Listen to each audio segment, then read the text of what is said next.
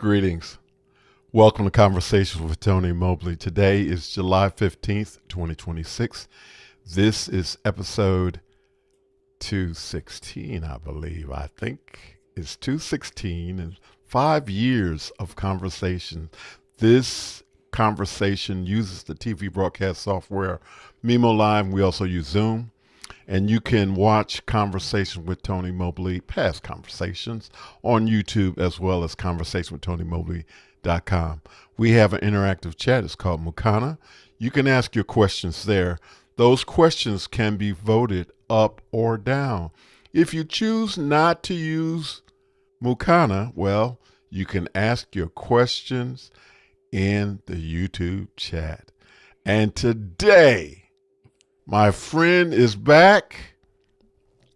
Our guest today is DTM, the artist known as Dan Flores. He is back with us today, and we're looking forward to having a good conversation with him today. And I just want my friend, to say hello, greetings, whatever he would like to say as an initial opening statement. Good evening, good afternoon. Thank you for having me, Tony, and congrats on 5 years of an amazing podcast. I think we need to have a podcast about your podcast. A podcast hosted by me, talking about you. So I think it's time. Okay, all right. I'm game. Just let me know. That's right. Exactly. So we're just going to get right into it, and I'm just going to tell everybody who's listening and watching. Listen, ask your questions. Ask them early, because Dan and I will just catch up and talk about things that we want to talk about if you don't ask questions. So you have an opportunity. Ask your questions now. We're going to get started with, this is just a question that we're going to ask just for those people who have not had an opportunity to hear DTM before. And so please give us a brief bio of who you are, DTM. Man, a brief bio. I'm a talker, so it can get lengthy. But all I need to know is how much time you need me to talk, and I'm on it. But briefly, I'm a 2D illustrator just a person who likes to draw. I've been a professional 2D illustrator for over 20 years. I think it's been almost at least 30 as a professional artist. Nowadays, I focus on character art for comics, animation, and games. I focus on doing the kind of art that tells stories that I want to tell. A lot of my art is also inspired by my culture. My parents are from Mexico. I was born in LA. So I was around a lot of Mexican and Aztec mythology. And that's kind of part of what I add into my art. I started as a traditional artist with paper and pencil, moved on into tattooing. Eventually picked up a computer and a tablet. And I've been doing digital art professionally for the last 15, 20 years now. So you'll find a lot of my artwork online, Delta Tango Mike. You'll find my artwork in person in Atlanta. And when I see people in person, sometimes I give them a sticker. So I like to share my art in sticker format because I just want to share it with the world. That's fantastic. Thank you so much. Again, Dan Flores, DTM, here on Conversation with Tony Mobley. Our next question is, why did you decide to become a graphics artist who works in traditional and digital? Well, I did not make that decision myself. Art chose me. It's just been something that I've been doing for as long as I can remember. I do not remember a time when I was not drawing. I like to joke and say that I was born with a pencil in my hand. Drawing is like breathing. It has to happen. And there's a level of inspiration and creativity all around me that I notice, and I'm always interested in trying things out. So when I first started my art career, I didn't even know I was going to grow up to be an artist. I did not know anything about art. I took one art class in high school. That's it. I didn't know there were careers in art. Of course, growing up, you see comics and animation and cartoons on the TV, but I never thought about me doing it. I just was drawing. I was just trying things out. But when I got older and realized that this is a real career, I just followed it. I followed it wherever it would take me, and that's how I began in tattooing. Because a friend of mine invited me to share my portfolio, and in this tattoo shop, and I showed them my artwork, and they liked it, and they asked me if I wanted to learn how to do tattoos. And up until then, I hadn't really thought about it. Like, these were not conscious decisions; they were just like stuff that you do. And my answer was like yes, and that was 1995. Wow. Very cool. Okay. The next question is, how does a graphic artist embrace AI, and does it interfere with your craft? That's a good question. And, if we continue a bit of the story that I just gave as an answer, I grew into all the other mediums of art. So I'm still a character artist. I still like drawing comic book characters. I still like drawing, telling stories. But as I moved into tattooing, I also moved into digital art, and only because that was what was a big change that was happening in the early 2000s. And what's crazy is, my answers are always gonna be stories. Okay, so y'all let me know when I talk too much. But in the 90s, when I was in the Marine Corps, somebody told me that there were people drawing on computers with computers, and they were down there in some building. And I just laughed at the person who was telling me this and said, "That's crazy. You can't do art with computers. Art is done with by people." And I should have listened to the calling at that time and gone over there to figure out what was going on, because this was like 1991, 1992. So by the year 2000, computers were everywhere. You were not going to get away from them. The Hmm. internet was really picking up, and so if you were not picking up a computer, a tablet, some kind of digital device, you were not taking advantage of the new resources that were coming out.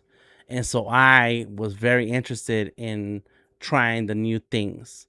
And so here we are, 20 some years later, and AI is in the building. And if you're not an artist who's trying to test things out and figure out how they work, then I there's nothing wrong with that, but then you kind of just stay limited in where you are. And so there are many routes that artists take with traditional art, digital art, even AI and so on. And that's a choice. And for me, my choice is to be aware of what's going on, be up to date, know about the latest hardware and software that's out there. I have my Surface here with me, my Microsoft Surface Pro 11. I have a tablet over there. I have Android over there. I have a Mac over here, a PC. Like, I need to have all these things that are happening in my world. This is my passion. This is Yes, my sir. world. You know what I mean? I like, I don't know. I like hats.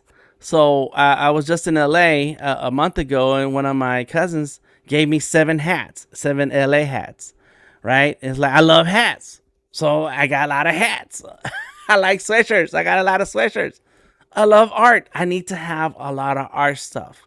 And so just because you try out, and I think I'm answering the question now, just because you're trying out AI, it doesn't take away from my natural born talent that was given to me on this planet for this existence, for this lifetime. A few days ago, my granddaughter was here. We were sitting on the opposite side of the screen and working on drawing with markers. And the things that she was saying to me as she's drawing, she's 6 years old. She was using words that artists use when they're painting. And she was saying, "Oh, this is only the first layer." Like, people don't say that unless you understand what you're doing when it comes to your art, right? Yeah, Yes. yes, Yes. and it was blowing my mind.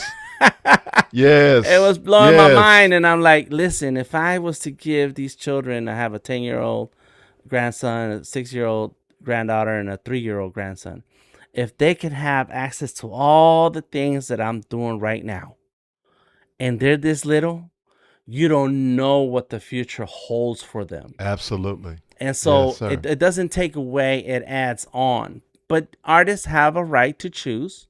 People have a right to choose.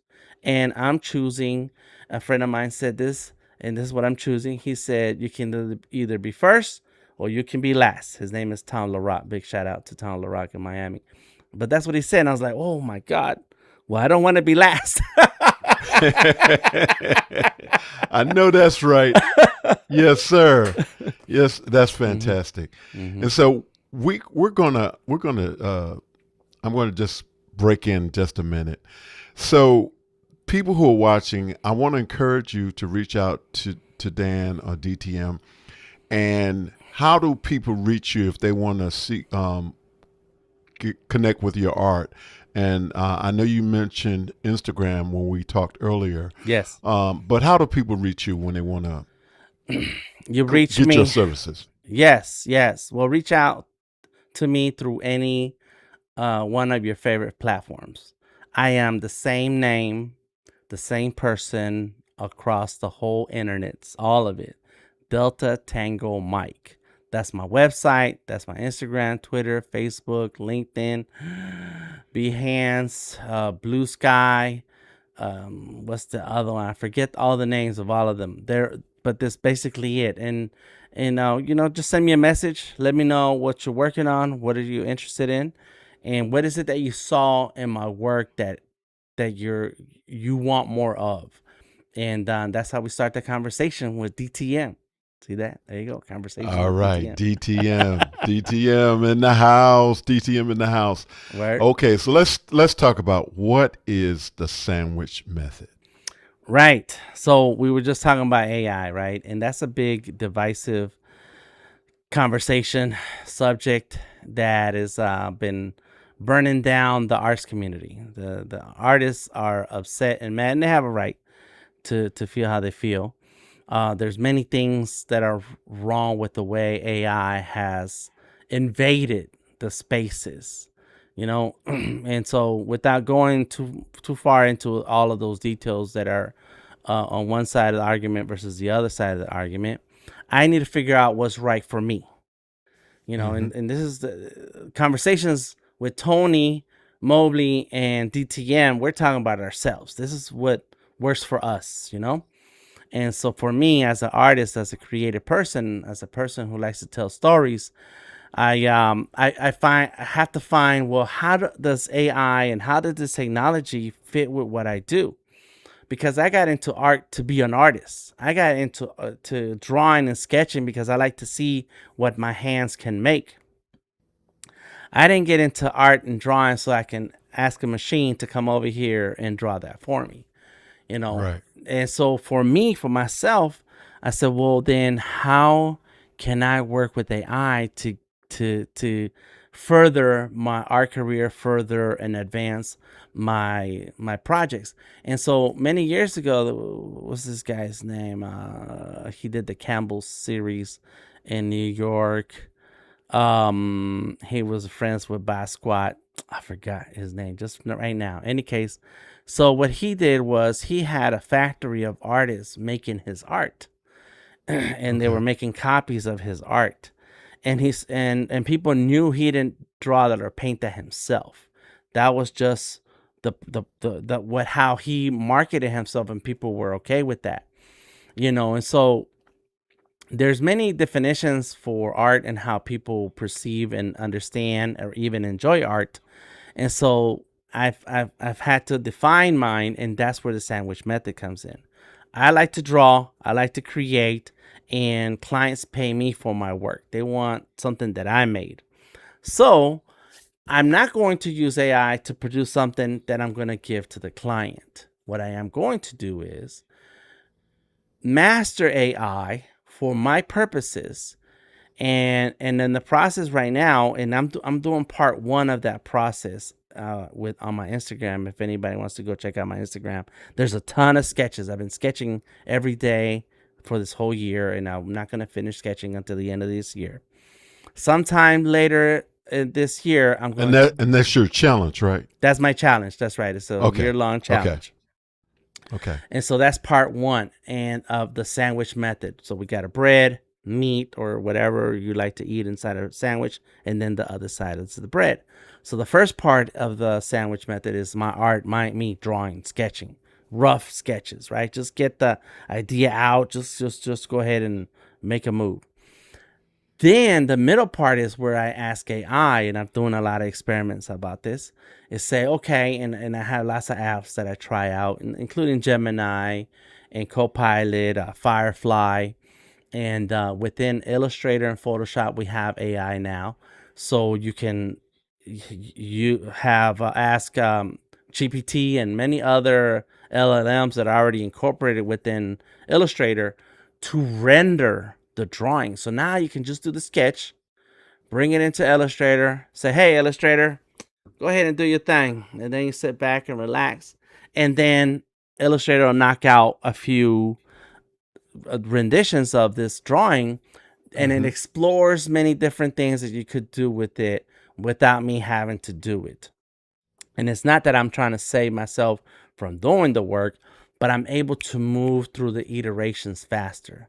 I'm able to move and see many different options quickly, much quicker than me actually drawing them. Because as an artist, you're always thinking like, well, what would Tony Mobley look like if I turn him into a cartoon character?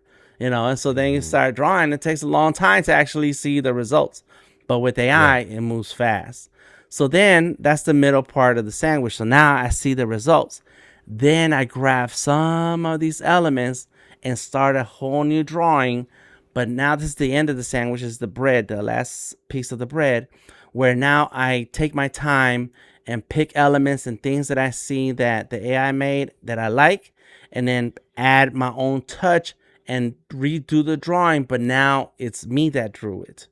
And so what I've done is the sandwich method is really condensing this creative process that takes a long time to do. And if you ever hired a designer before, and web designer, logo designer, any designer, there's a whole back and forth you have to go through, and they give you some options. And if you ever remodeled your kitchen or your bathroom or bought a car, they show you all these different options.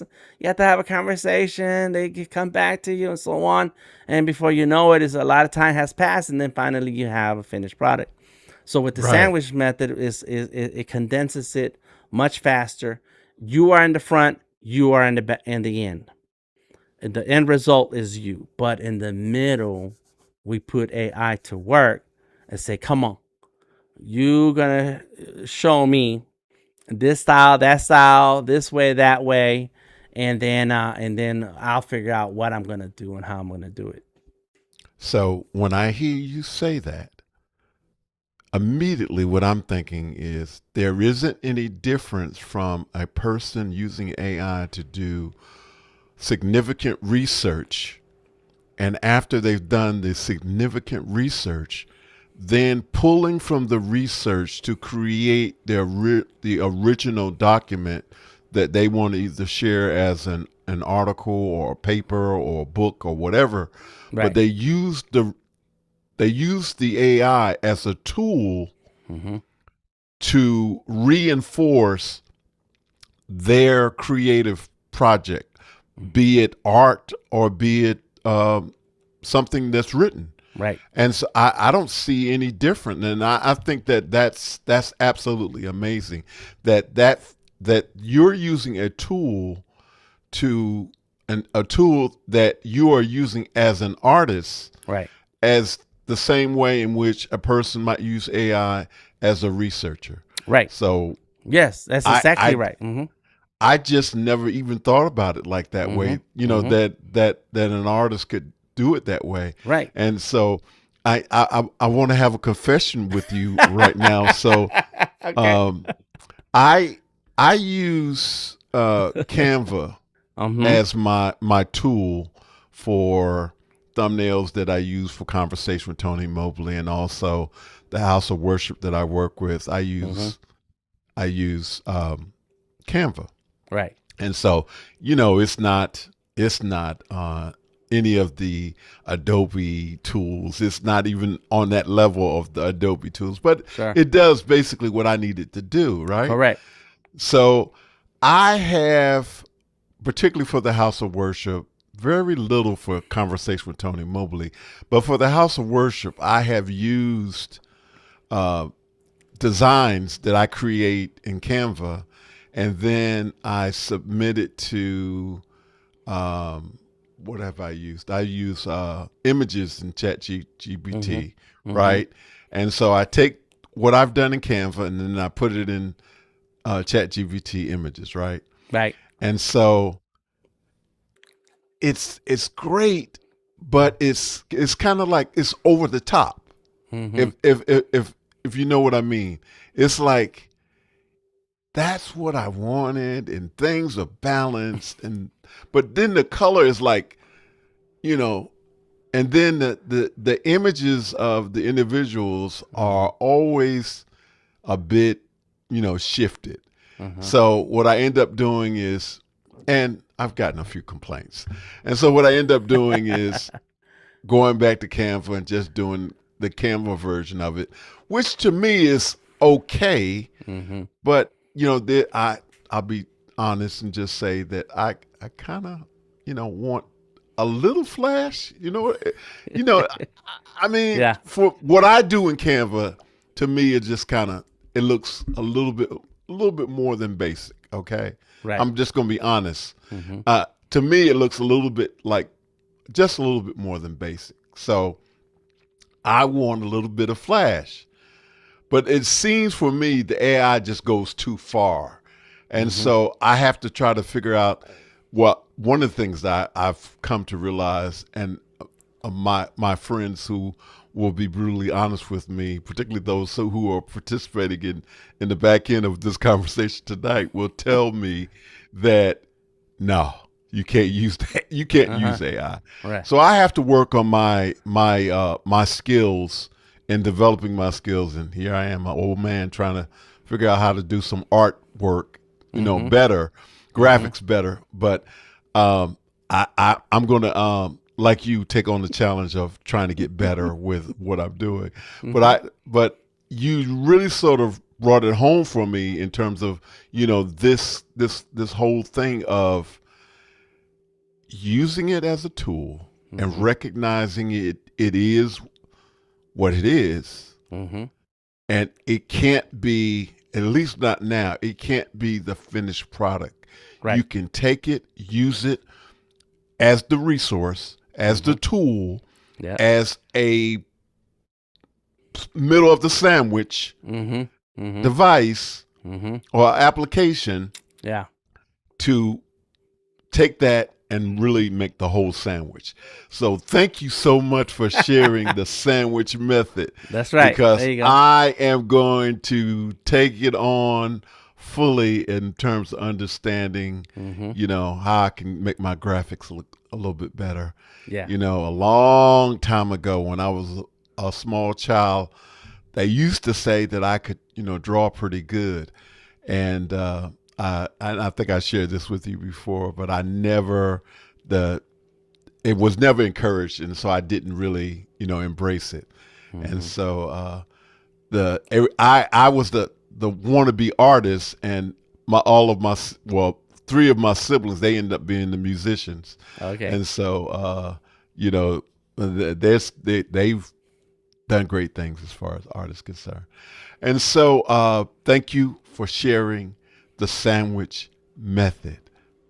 You're And welcome. you heard it here. You heard it here first. Yeah. The sandwich method when it comes to AI. And Yes. this is a good way for people to move forward when they think about using AI. Mm-hmm. This is, I think, something I hadn't thought about, but it makes a lot of sense. And thank you so much for sharing that. And so And this is probably going to take you back just a little bit, but can you please talk about your event, Getting Your Pencils? What was that about? My event, Getting Your Pencils. I had an event called Getting Your Pencils. Yeah, I want to say it was a while ago. I Uh huh. saw it on, Mm-hmm. I want to say I saw it on LinkedIn, Uh huh. maybe. I I Um, uh I have a lot of events and talks, and the one of the latest things that I did was partner up with Sharpack. Sharpack is a company that makes markers, brushes, uh, watercolor paints, and so on. It has a lot of art materials. I actually have a pile of it back here, and I do some of my live streams with some of those art materials. And so what I did was partnered up with them, and they sent me a pile of sketchbooks and pencils and markers. And so every Tuesday night, there is an amazing artist group that gets together at iDrum Gallery in the West End here in Atlanta, and it's called High Contrast. That's the name of the collective, and so I brought that with me on a Tuesday, and I was giving away the art materials. So maybe that was, get your pencils. Also, when I stream, I say get your pencils ready because we're gonna draw. So so it could be either okay. one of those two things. But yeah, I do a lot of partnerships with companies and try to share some of those tools with artists because art materials are expensive. Pencil, number two pencil is pretty cheap. You can get 20 of those for $5. But when you start caring about the kind of paper you use, the kind of pencils you use, back to traditional art, the paintbrushes and the paints that you use and the inks and so on, that stuff gets pricey. So anytime Yes. I'm able to partner up with someone and provide to the community, boom, that's what I like to do. And we still have a lot of events that we did at the North Lake Mall with Challenges, Games, and Comics. That's my partner, my homeboy. His name is Tony. Also, he's the owner Okay. of the comic book store. And so there's a drawing group that gets together once a month. Also, so yeah, I try to still stay connected to other artists, emerging artists, veteran artists, just artists in general, because that's my church. You know, we have to keep that energy going, kind of like here with you every year. And I did the same thing. I went back and looking at some of the videos from that the of our conversations, and I was like, hey, it looks like almost every year we're gotta stay connected. You have to stay connected. Yes, yes, yes, Mm-hmm. yes. And we need to get together too Mm-hmm. Oh yeah. soon. Mm-hmm. Um, we have a question from Laura Thompson. What software are you using now, and what software would you recommend for those who want to start getting into digital art? All right. So what am I using? I use everything, and but my go-to as a professional illustrator and designer is Photoshop, Illustrator, and InDesign, along with Fresco because that's for drawing. And earlier you mentioned Canva, and I wanted to tell you that I use Adobe Express, and it's the same thing. You have templates, you have layouts that you can create for your thumbnails and social media posts and so on, right? But those that require a subscription, and so when it comes to emerging artists, people who are stepping in and want to learn and want to start somewhere, I suggest a lot of free apps. There's a lot of apps out there that are that are free, that are just there for you to try out. Some artists are able to create a Mona Lisa project in those apps, but they are limited because they're free. And so right now I do have some of my favorites that are free, um, and I have to look up the names because they're brand new. One of them is called Flat Brush, that's brand new. There's another one that I've been drawing a lot of sketches with, and if I can look at my posts, I can probably find it.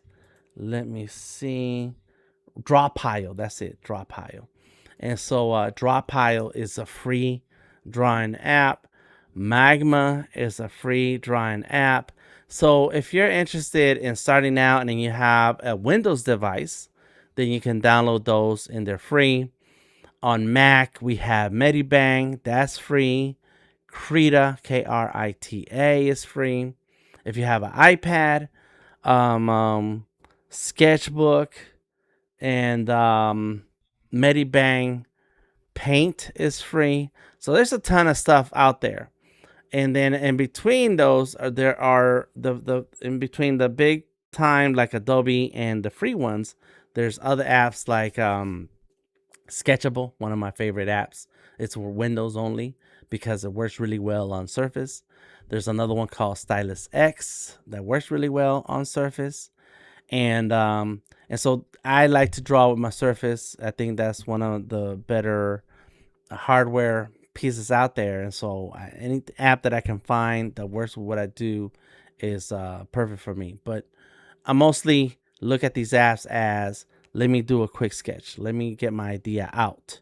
And then I look at Photoshop and Illustrator as finishing apps. Like, here's where I'm going to finish and make a masterpiece or a vector illustration that I can use as a logo, as a merchandise and apparel print.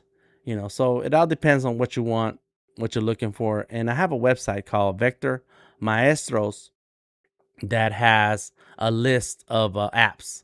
There's a lot of apps out there, and I try to collect links and have them listed so that you can try them out. There's some apps that work in the browser. You don't even have to download anything. Oh wow. Yeah, it's insane. That's fantastic. Laura, thank you so much for your great question. Um I was trying to be multifaceted in terms of looking up some of the free websites. I was unsuccessful in trying to It's do a lot. that. Yes. Yeah, and so let's talk about. Please talk about the event that this Saturday, Yes. reading with AI. So we partner up with the library a lot, and especially Kirkwood Library because of our amazing friend and collaborator, Andeye. And she's the I don't know what to call the head librarian. She's the boss. Anyways, and so every other summer or so we try to set up a workshop where the focus is the summer reading, right? The summer reading list.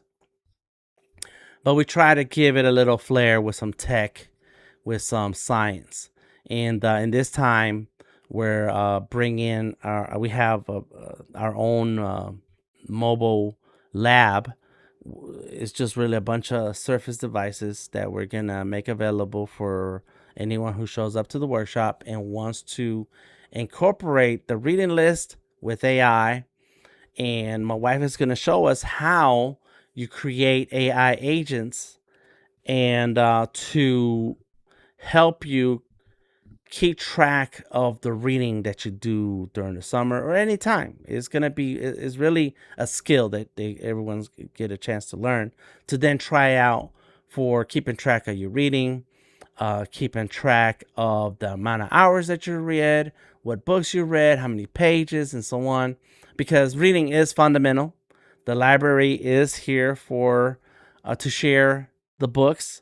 I have my own library card. I check out books online a lot through the apps, and so to make reading fun, you add another element to it, to especially like gamification with steps. Like, I don't know if you keep track of your steps, but I have a watch, and so wherever I go, I need to have my watch on so I can track my steps and so on. And so that's a cool thing to do with reading. Also, a couple years ago, we did a similar workshop, but this one was about taking your favorite story, taking your favorite book, and talking to AI to then get AI to create a series of images that match what's going on in the book.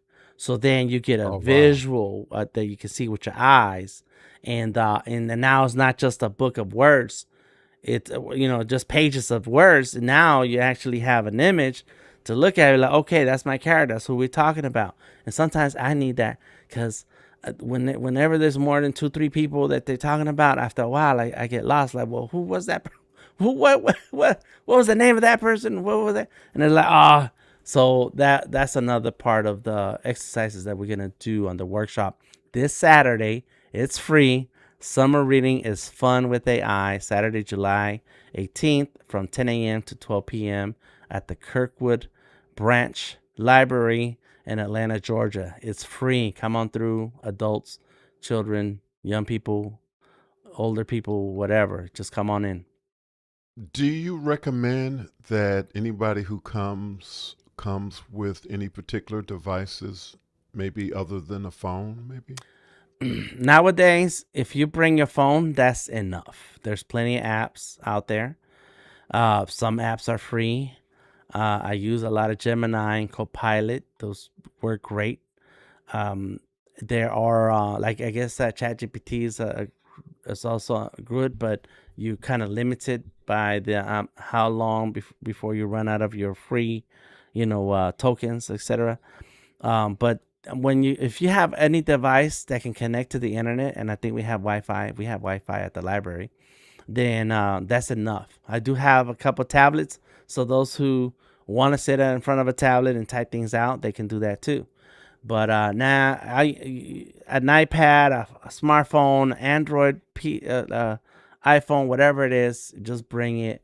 And it's best if you bring your own, because then the things you learn, you're able to use it later, and you already have a set on the device that you brought with you. Fantastic. When's the last time you done art online with your granddaughter? I missed that. Yes, the live streams. I almost went live this past weekend because she was here, and we were painting on 3D models. So I have a 3D printer. We've been making stuff, and so she wanted to paint on it. It's been a while. I think it's been at least about 6 months or so before I had the studio. So it's definitely at least 6 months ago when I did a stream with my grandson and my granddaughter. And they're very talented. They're very exciting. They always have great ideas. They love putting me to work and telling me what I should draw. Yes, yes. And but it's time. It's time. I just need a little bit of a break and a day where we can I can have them, because it's they need their own little space to sit down and draw and sketch.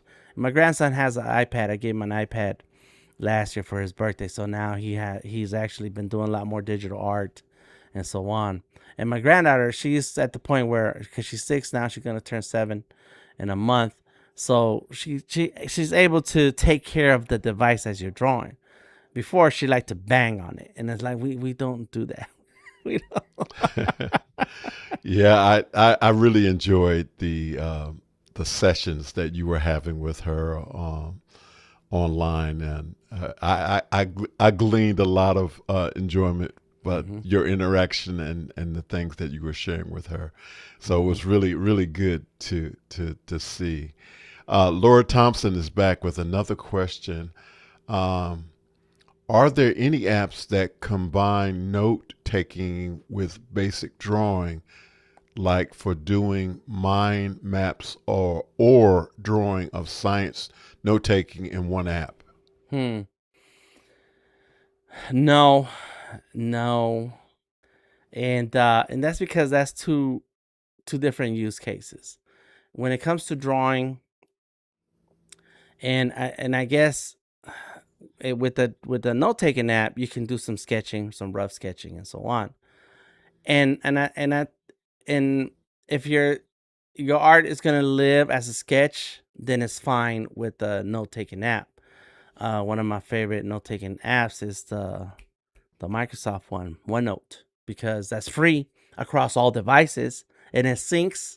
So then you have your notes everywhere. Keep, a Google Keep is another note taking app that's free. You just need a Gmail account and you have Google Keep. and you can draw on it. And so you can do the mind mapping and the sketching and the roughness and so on, and the taking notes, which is fine. But when you want to do art, there is amount of effort that goes into a drawing that digital allows you the chance to turn layers off and on. And a layer would be like with paper sketches. You would kind of sketch out very light the idea, then you go in and with a darker pencil and you kind of clean up that idea, and then maybe you come in with a pen and finish that idea, and then you erase the pencils, that roughness that was there in the beginning, and now you finish with an ink drawing. And so digitally you can do that also, and we do that through a process, that a tool that's within drawing apps that are called layers. So you would draw a sketch on a layer, you would clean up the sketch on a different layer, turn off the first layer, then work on another layer to clean that up, and so on, and then coloring and so on. So there's a lot of things that come into play when you do illustration that a note-taking app is not going to have for you. And so it's okay to test and try out. And it's okay to sketch out the rough ideas in a note-taking app. But when it's time for drawing, there's a lot of options out there. And I went fast with the list of apps. But let me know what you're interested in drawing. Let me know what it is that you want to see. And I'll throw you an app or two that's related to just that. That's fantastic. And so we're gonna throw you a curveball. All right. We want you to get your sketchbook and, and show us the last thing that you did on your sketchbook.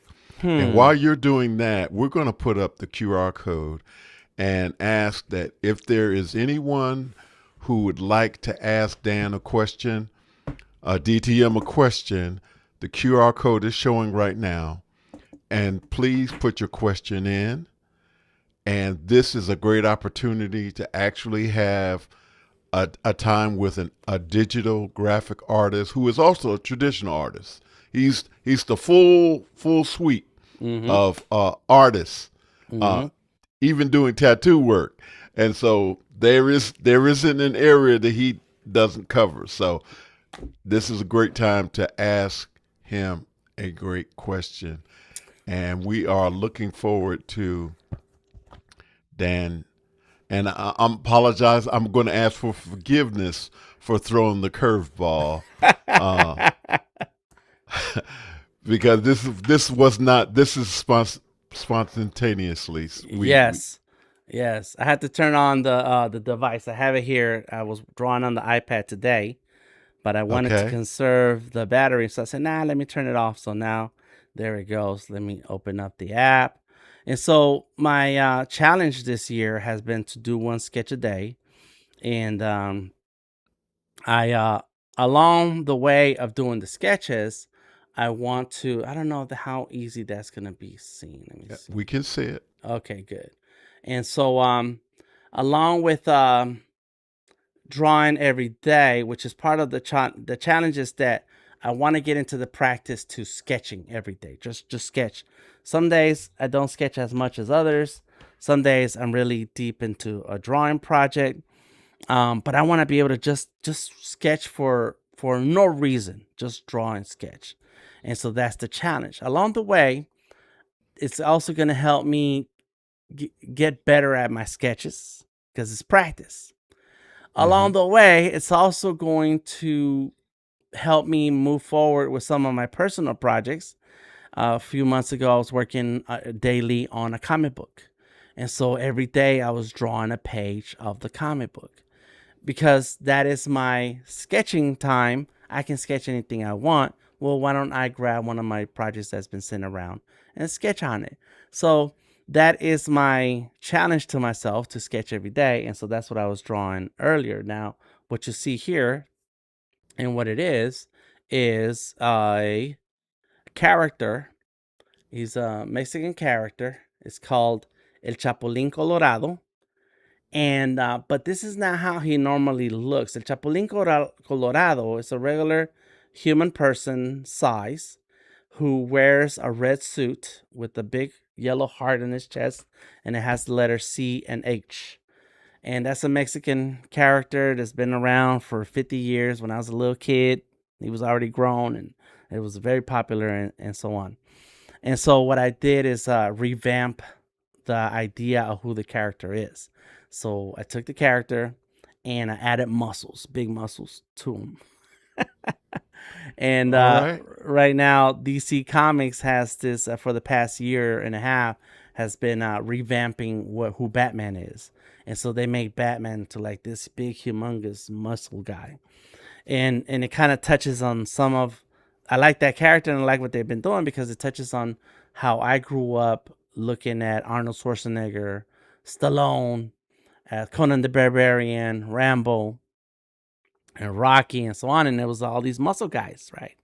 And so, so kind of goes back to the beginning of when I was attracted to drawing these characters. And so what I did is like, well, why don't I revamp this character that I want to make stories for, El Chapulín Colorado, give it some of that flavor that DC Comics is putting out there, and mesh them up and say, this is El Chapulín Colorado hinchado. Hinchado means swole or swollen, so he's swole. So do you have any concerns about copyright issues with enhancing the character? Yeah. I don't, but yeah, it's something to think about. It's definitely something to think about. There is a creative level of that artists venture into when it comes to IP, and we call it fan art. It's called fan art. So if you ever walked around a convention and seen an artist alley where they have a ton of artists lined up this way, lined up that way, and they'll have Mickey Mouse, or they'll have Disney is very litigious, so maybe not so much Mickey Mouse, but the Marvel characters and Captain America and so on. There is a bit a leeway that's been established between IP companies and artists, where artists are doing an homage to this story and character that's made an impression in pop culture, and that's how I take it. Now, there are many cases where big projects, the artist ends up with a big project and is using these characters, and this gets shut down. And I've seen it happen in real time online in Kickstarters and so on. Is one particular case. They had almost reached $1 million in the Kickstarter campaign, and they were streaming for several hours this campaign to because and it was very notorious artists working on this, and then the stream just abruptly ended. Within minutes, the Kickstarter campaign disappeared, and then it wasn't until a month later when they actually were able to talk about it that Disney or Marvel lawyers had reached out, and they had got shut down. So, Wow. it's real. Yes. Is there a concern? Yes, there's a concern. But when you do something for fun, and I have no idea of what to do with this as a business, I'm more doing it as a project for myself and sharing it online and on my Instagram.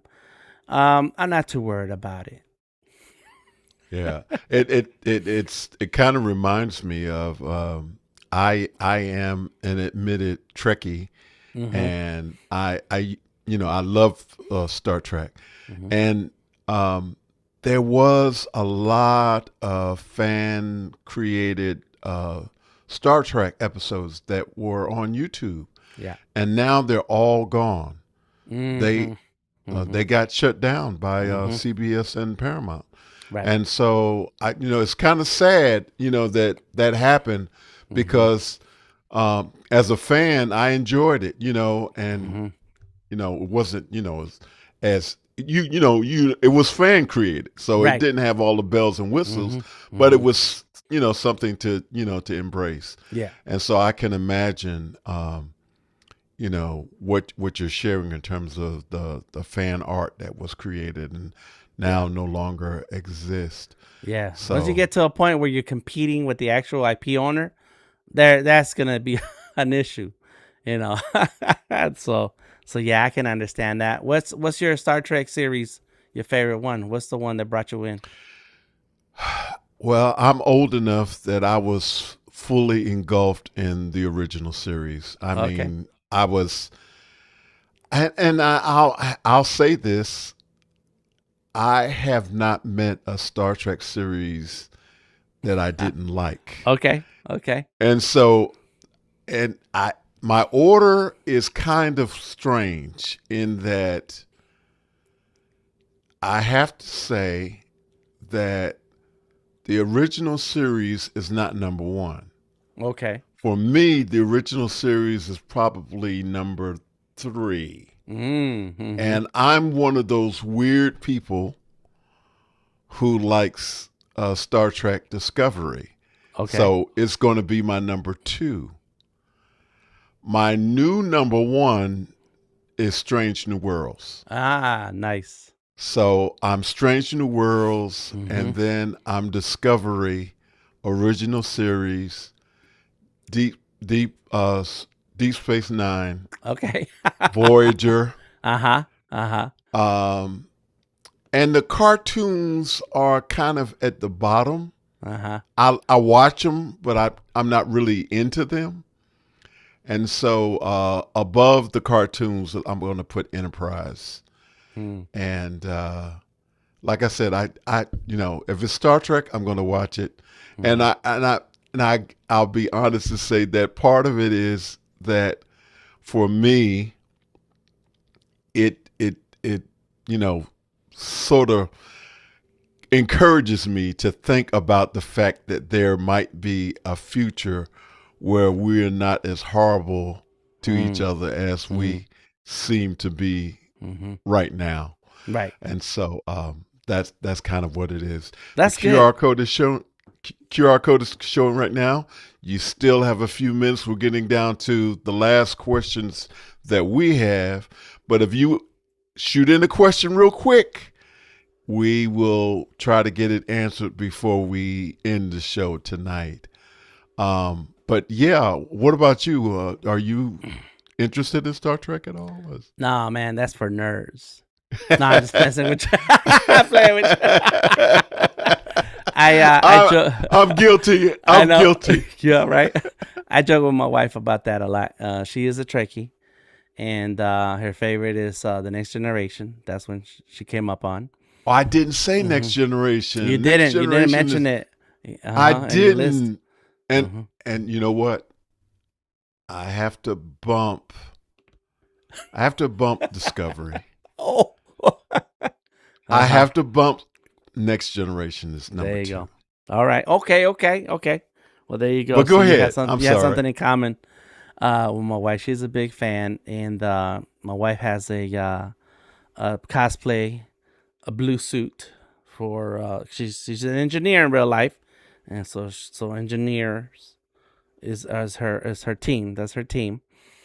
And then but so I watch it a lot. I watch it with her, and she plays it. And I think right now we've been going back through Voyager. That's the one where they're lost in space and Uh Captain huh. Janeway. Yeah, so Yes. she just restarted watching that again, and I saw the beginning, and I never knew this. I never knew that Chakotay was part of this other crew, the pirates or something, and then they, Uh huh. but he used to be Federation, so he was able to work together and all that. But anyways, yeah, we just had a discussion about this because I'm a Star Wars guy. And but Star Wars is pew pew pew, shoot 'em up, and fighting and Mm-hmm. battles and a space opera. This is all about the drama, right? A family drama at that. Mm-hmm. Whereas Star Trek is about the Federation is the protagonist. The Federation, the goal reaching new worlds, and what you just said earlier is that there's a hope for the future and how we treat each other and how we behave, and so on. And so to me, that's like a bigger message, a stronger message, that it differentiates what those two are: Star Trek versus Star Wars. They're not the same. There's not the same thing. Absolutely. But yeah, I'm a Star Wars guy. All right. Well, I'm Star Wars too. I love Star Wars, but man, the idea that I want to say this: the fact that we are in the age of tricorders, because that's what I look at our phone. Yes, our phone is a tricorder. It's able to do all these multifaceted things, and so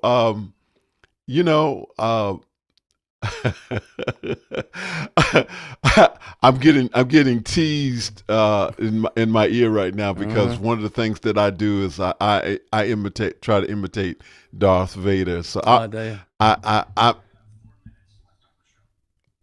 I'm gonna go ahead and do it. There you go. Luke, I am your father. You got to add the little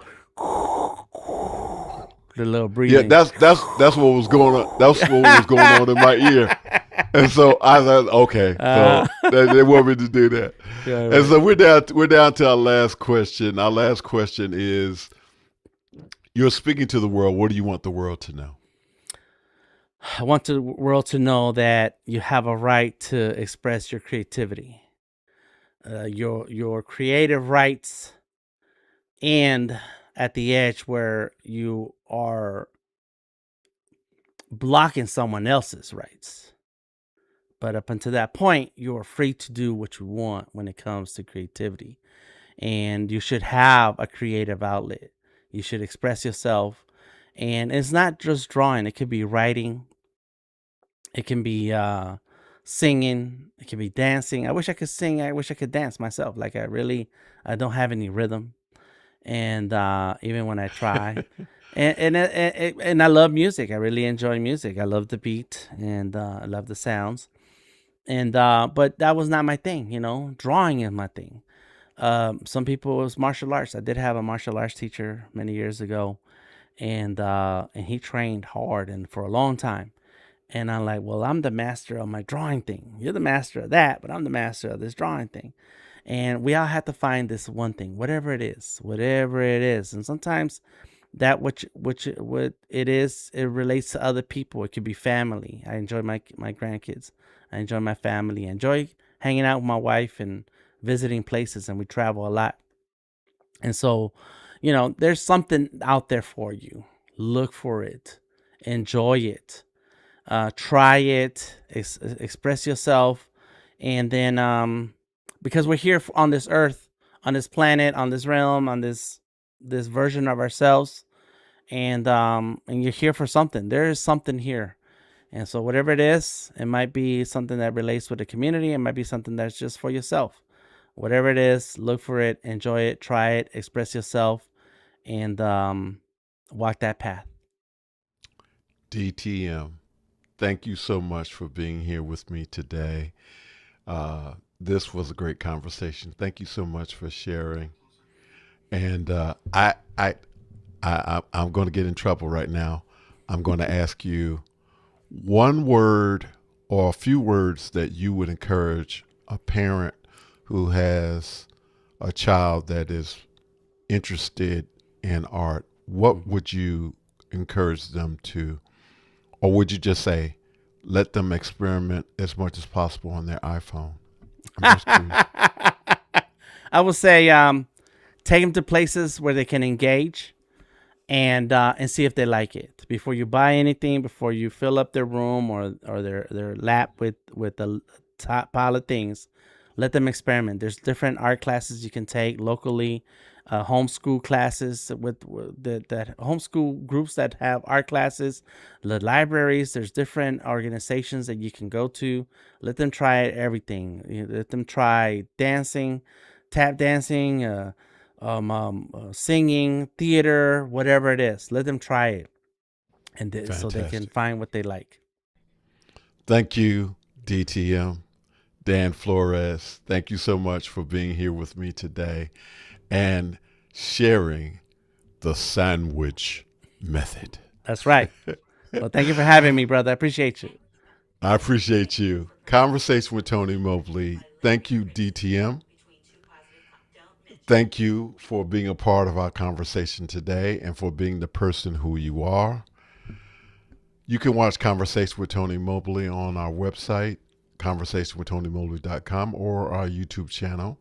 Conversation with Tony Mobley is produced by Clylock Lopez Waterman. Our current team is Laura Thompson, Zachary Sorensen, Mickey McAture. We want to say thank you to our producer and the team. Thank you, Mimo Live. Thank you, Zoom, for making this broadcast possible. We have conversations with real people. On next week, Liberty White will be back. And Liberty is coming back fresh from Cannes, France. That's right. Liberty White will be back. She is an AI architect who helps organizations move from AI experimentation to operational adoption. And so she's going to be with us next week. Please feel free to donate your time, your talent, or a financial gift. We are committed to getting better, and your support makes that possible. We also love to have you join our growing community. Like and subscribe and comment on YouTube so we can keep bringing you more meaningful conversations here at Conversation with Tony Mobley. We believe that when people sit down and truly talk, something powerful happens. So consider having a conversation today. It just might change everything. Please take care wherever you are in the world, and we will see you soon. Take care. God bless you. Bye-bye.